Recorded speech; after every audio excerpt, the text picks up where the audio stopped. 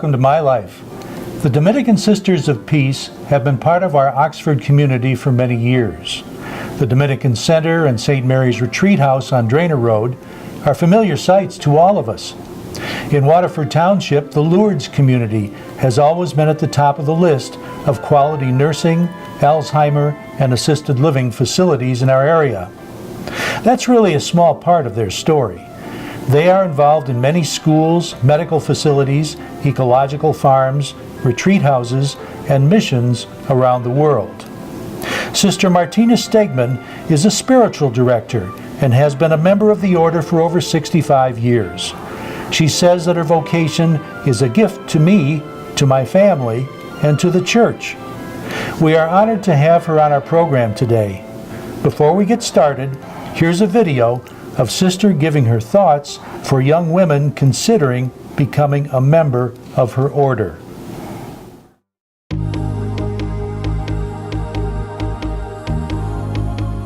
I think the world is hungry for the peace that Christ came to bring.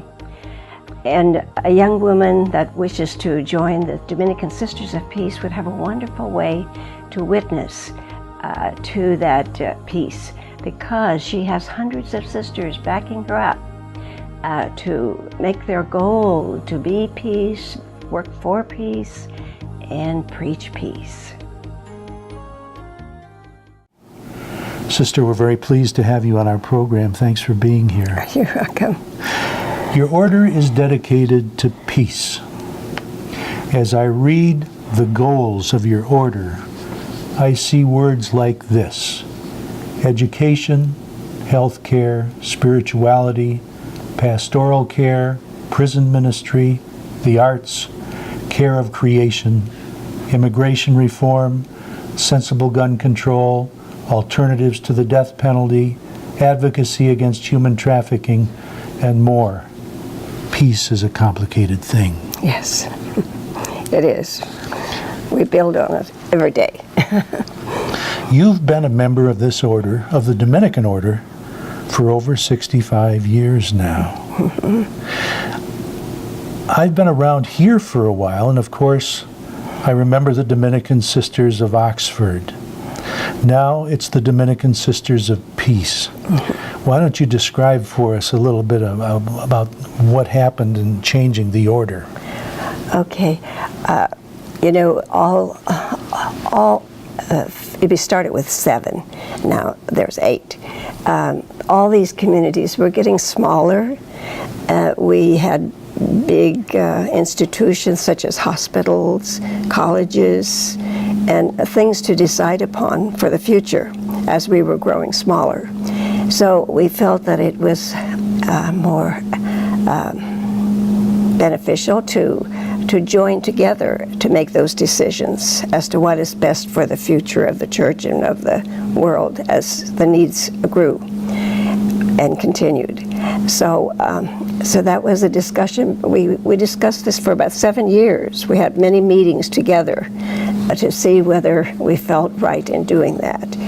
And the first 7 communities that were dialoguing were Great Bend, my community, Great Bend, Kansas, and the Columbus, Ohio, Akron, Ohio, Kentucky, St. Catherine, Kentucky. There were 2 groups in New Orleans, Eucharistic Sisters and St. Mary's. There were 2 Dominican communities there, very small. And then the Oxford community here. Later on, just last year, or the last 2 years, a group in Pennsylvania joined us, the De Ricci group. So at that time, we numbered close to 650. Of course, with many of them being elderly, we've gotten smaller. So we probably are in the 500s right now. Now, I know if you've lived in Michigan for a while, you may be familiar with the Dominican Sisters of Oxford and perhaps the Dominican Sisters of Adrian. Did their community join in with you as well? No, they didn't. They're quite large in themselves. Oh, are they? They are. And so they didn't feel the urgency to join us. although they are part of the order, but they're not part of our community. So this is all something that's happened since the year 2000, really, isn't it? It's fairly 2009. recent. Yes, and before that we discussed for about 2002. We started discussing about that. And you entered the order when? In 1947, You've seen a lot of changes, haven't you? lots, yes. I would never have dreamt it would come to this.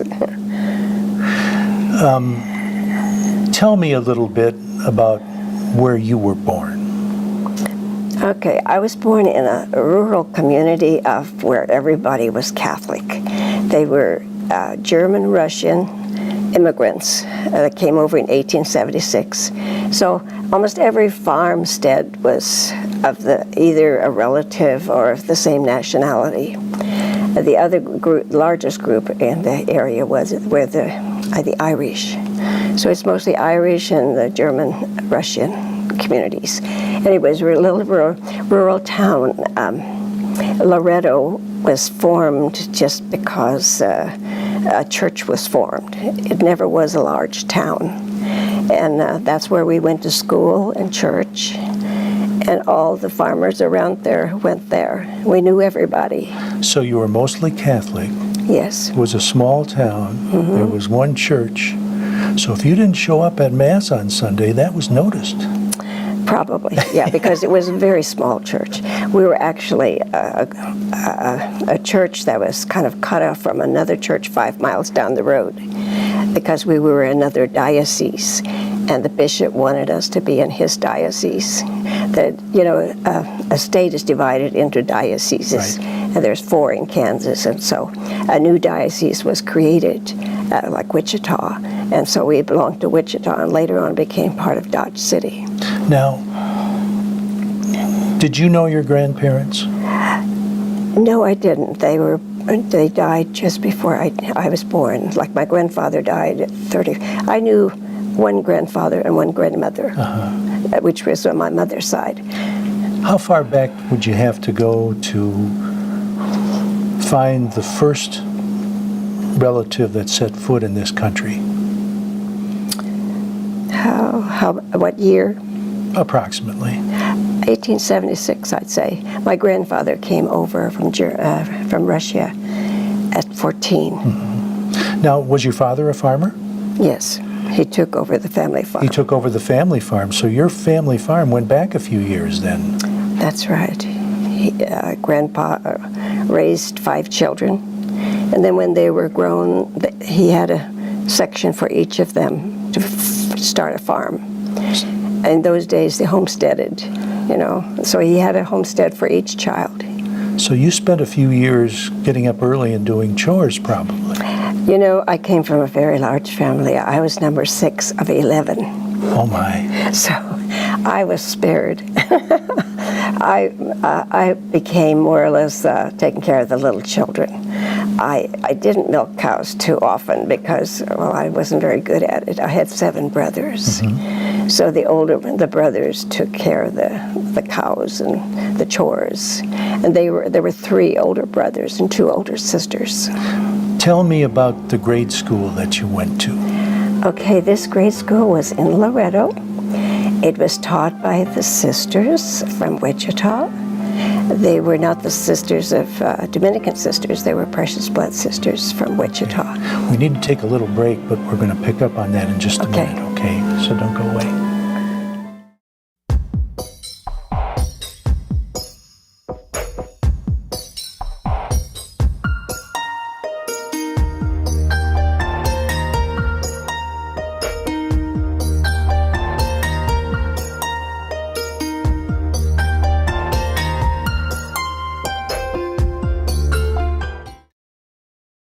Hey Lakeville, you're watching OCTV. Here was Sister Martina Stegman. Sister, you were just beginning to tell us about your grade school experience. You went to a Catholic grade school. When I came along in 1939, by then it was public because during the Depression, the Catholic schools went public because they couldn't afford them. And so we were a public school. However, the sisters continued to teach. All the people were Catholic, so we had religion and everything we had before. We were privileged, I think, when I think back. So most of the people were Catholic in the community anyway, so the fact Right. that the sisters were teaching the classes really wasn't a big deal to the parents. No, Absolutely. they were just simply paid by the state, I see. which was a better salary probably than they had before. So anyway, it was never a big school. When I graduated, there were 48 in the whole school. So it got to be very small. But I'd say there were about 10 in each class. It was kind of a small What do you remember doing for a good time back then? playing games outside, hopscotch, jacks, and ball, play baseball. Now that was a little ways after the Depression, so people were starting to come out of that by that time, I That's imagine. right, yeah. I don't remember too much about the Depression. We never had, I remember more about the Second World War, the rations. Well, that would have been while you were growing up and everything. Yeah. Yeah. What high school did you go to after that? I went to the convent, and in those days the convent had high schools inside the convent. So I went to Great Bend, Kansas. I left home at 14, right out of grade school, and attended high school and in the convent. And the convent conducted a high school which incorporated women who were contemplating entering the community, or women who already were sure they wanted to enter, which I did. I entered immediately. And there were women who were working in the hospital. We had hospitals who were working there and had not completed their high school, would go to school at the convent. So it was made up of about 3 different groups of people. At what point, well, let me ask you this in this way. Was your decision to enter the religious life a gradual thing, or did the light come on all of a sudden and you said to yourself, that's what I want to do? You know, when I was in the first grade, actually, I was only 6.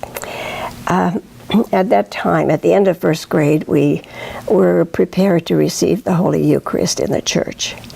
And at that time, my teacher, Sister Ida, said, you know, you can ask Jesus anything you want because that's such a special day for you. And I remember I went home to my mother and I said, you know, I think I'd like to be a sister. Could I ask Jesus that? And she said, oh, I'd be very happy if you could. So this was something that was encouraged. It was by my mother. Not everybody came to that decision that early, but my mother, yes, my mother had 2 sisters who were nuns, so it was very familiar to her. And she knew that they were happy, and they were Franciscan sisters. Did you get to visit them very often? Yes, they would come home in the summer, so I knew them too. I'm sure you had some conversations with them about Yes. what the life was like. And I did to some extent, but my mother was kind of the sole person that guided me, I think, although I did observe them a lot, yes. so high school was when you kind of took your first step. That's right, as a freshman in high school. Tell me more about that. Where was this school? It was in the convent at Great Bend, and we had classrooms there. Was that a ways away from home? It was 40 miles. Oh, okay. I really wanted to go to Milwaukee where my 2 aunts were, but my mother died when I was 13, when I was in the 7th grade, going into the 8th grade. So that was a real shock to me. In fact, I thought I should just forget about it because it was the only one I confided in to have that plan. But my father knew that I wasn't very happy that summer, so he asked me, he must have known, he said, did you want to go to the convent? I said, I always did, but now I can't. And he said, why not? I said, well, we all have to help each other because Mommy's not here. So anyway, So it was the pastor who then called for me because my father confided in him. And he said, you know, since you lost your mother, it'd be very good if you stay close to home. Great Bend is just 40 miles away. And it would be good for you and for your family if you stayed close to home. So I agreed that that would be okay. My convents were the same, you know. So the pastor said, it's okay to join, but join this one because it's closer. Mm-hmm. Yeah, he encouraged me. And he even took me there with the housekeeper and said, look it over and see if that's what you want. And your father was happy about that decision? Yeah, he was okay. Mm-hmm. So what were your thoughts as you started school there? I mean, you had to have some memories of your mother. Oh, yes. You had to be a little worried about things at home. Yes. I was very homesick. I cried almost every day for about 3 months. but when the novice director asked me if I wanted to go home, then I said, oh no, and then I stopped crying. But I probably should have kept on crying. But you probably weren't the only one feeling that way. The others in my class, my group, were older. They were like 18, 20, 24. I was the young one. So they were beyond high school, really, weren't they? Yes, there wasn't any set age to enter. Mm-hmm. But in fact, they wanted me to be a prep, to be one of those just discerning, and I said, no, I want to do it all at once. I was afraid I'd never decide to come back because it was so hard to leave. Yeah. But it was right, and it's been right. Yeah. So after the 4 years of high school went on, tell me about the evolution of your education and how you decided on the next step and so forth. Well, all of our teachers were sisters from Great Bend, you know. They were all sisters. And they kind of observed us of what our gifts were. And I remember my biology teacher, Sister Francesca, was very intuitive and had a great influence on most of the women that came to school. And she encouraged me she said, you make a good teacher. You know, and so, and of course when I was growing up, I was teaching my little brothers all the time. You know, I had learned to teach at home. Had you thought about that before, being a teacher? Yes, I liked teaching, even as 9 or 10 years old. On the farm with the chicken house, the one where the baby chicks were raised when they graduated to the chicken house, then that became my classroom. So I'd play school all summer. So now this was when World War II was going on. Mm-hmm. What kind of thoughts went through your mind about that as it was mixed into everything else? Well, it was pretty close to home because my oldest brother just graduated from high school. He was only 18 and he was already drafted. Yeah. Let's take a pause for just a moment. Okay. And we'll come back and finish that story. Don't go away.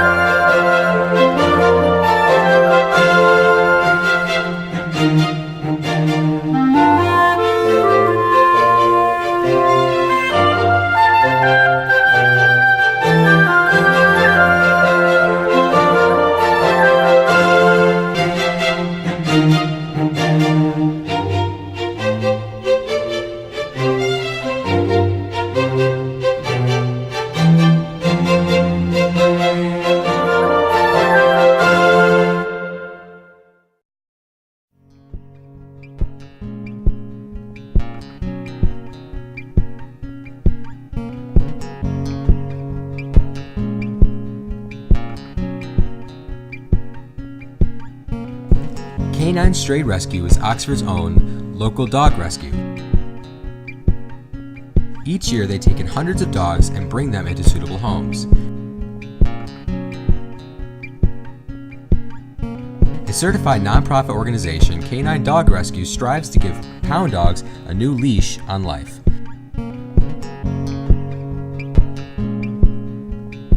To donate, adopt, or even volunteer, call them at 248-628-0435 or go to their website dogsaver.org and click on the Canine Stray Rescue League link.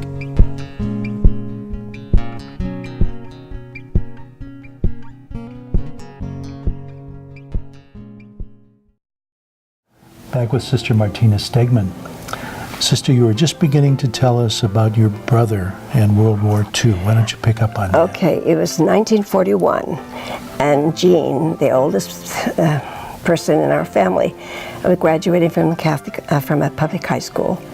And my mother said, since he was leaving home, he was the first one now, we should have a family picture taken in 1941. So he went into the Army and became a tank destroyer.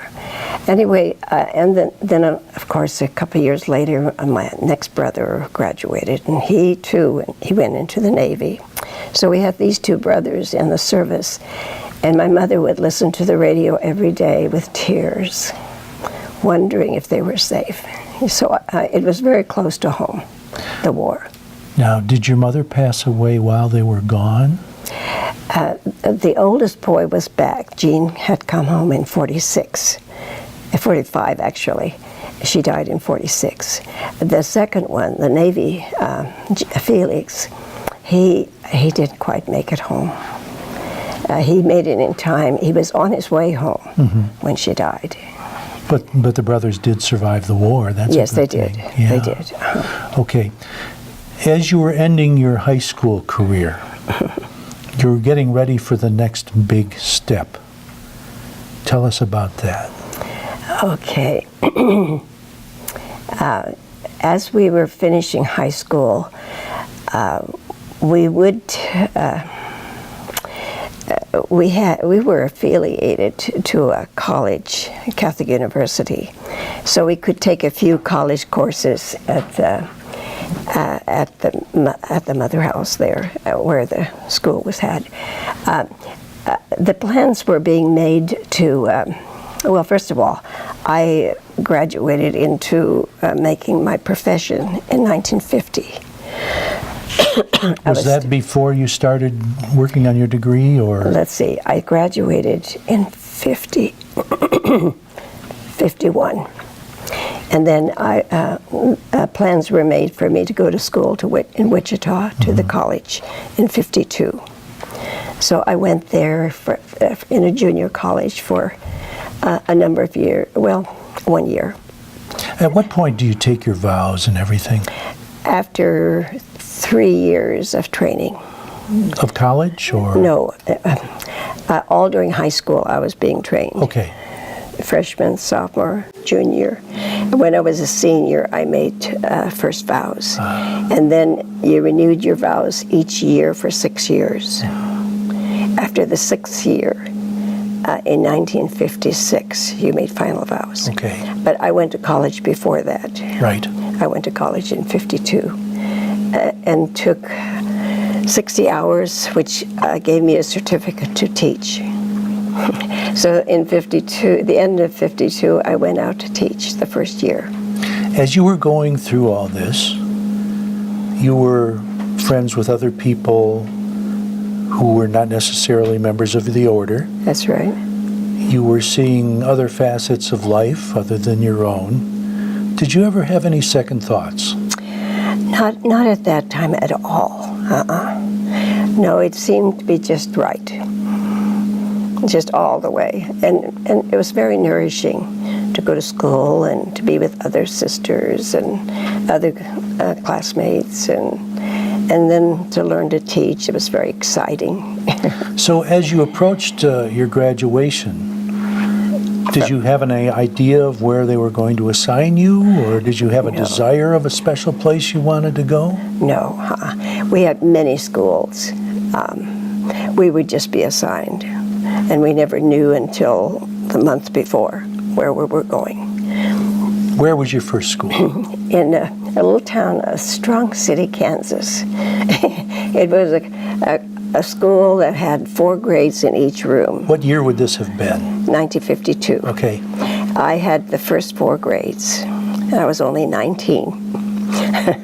when I think of it, how they entrusted. I had only 17 kids. It was a place where someone thought that these people needed evangelization. I mean, they needed schooling.